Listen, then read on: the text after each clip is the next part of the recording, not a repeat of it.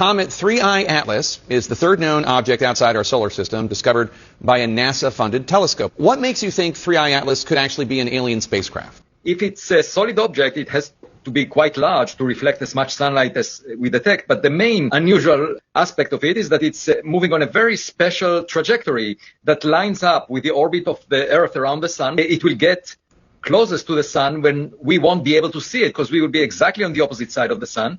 It gets unusually close to all the inner planets with a likelihood of less than 1 part in 20,000. It moves in the opposite direction to the motion of the Earth around the sun that basically prevents us from reaching it or intercepting it with any of our rockets. And it also came from a special direction in the sky that is very crowded in stars.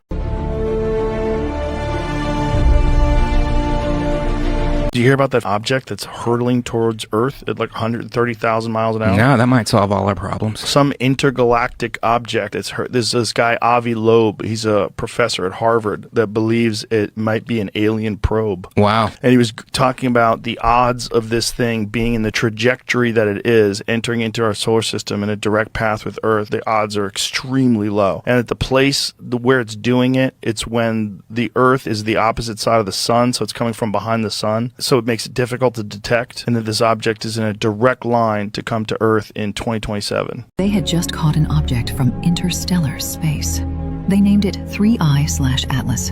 3I because it's only the third known interstellar visitor humanity has ever recorded. And this thing is aggressive.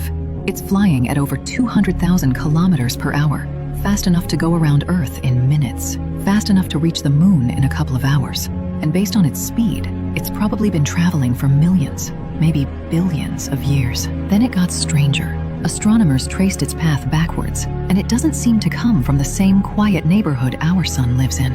It may have been thrown out of an older part of the galaxy, meaning this thing could be ancient, like older than our solar system, ancient. Telescopes locked on it, Hubble, Webb, Mars orbiters, everybody. What they're seeing looks kind of like a comet, a dusty body venting gas as it approaches the sun, but the chemistry is weird.